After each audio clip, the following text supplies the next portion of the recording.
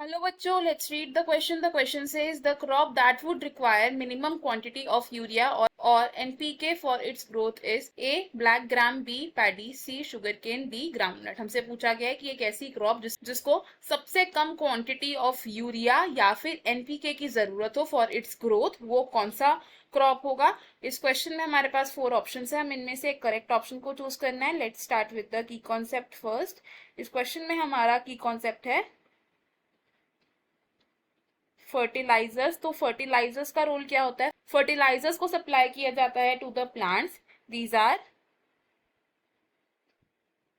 Supplied to the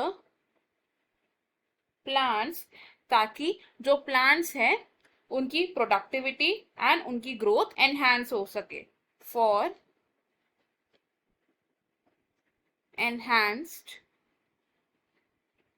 growth and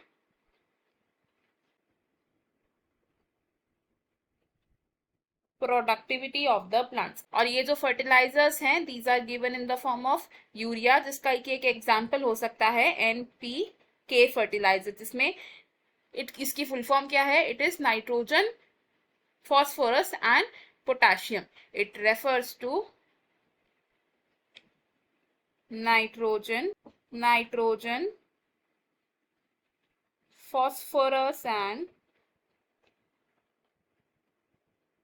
potassium. अब urea है एक नाइट्रोजनस कंपाउंड। यूरिया क्या है? इट इज अ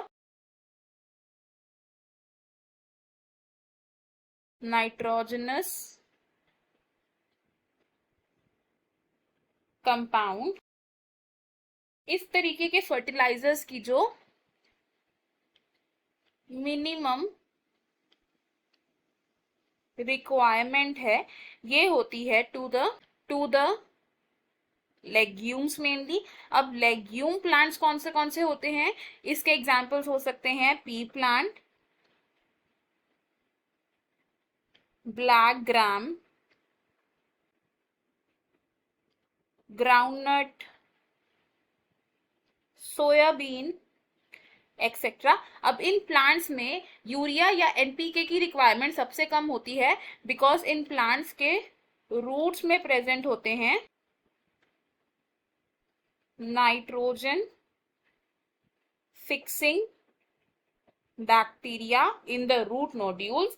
और ये बैक्टीरिया नाइट्रोजन फिक्सेशन करके नाइट्रोजन के कंटेंट को इंक्रीज कर देते हैं इनटू द प्लांट सेल्स, जिसकी वजह से इन प्लांट्स को मिनिमम रिक्वायरमेंट होती है ऑफ एनपीके या फिर यूरिया। तो अगर हम अपने ऑप्शंस देखें, इसमें से हमारे 2 ऑप्शंस करेक्ट है, which are A black gram and D groundnut. तो ब्लैक ग्राम और ग्राउंडनट है ऐसे क्रॉप्स जिनको एनपीके और यूरिया की मिनिमम क्वांटिटी की रिक्वायरमेंट होती है फॉर इट्स ग्रोथ। तो option B and option C wrong हो जाएंगे and option A and option D है हमारे correct answer. I hope you have understood it well. Best of luck. Thank you.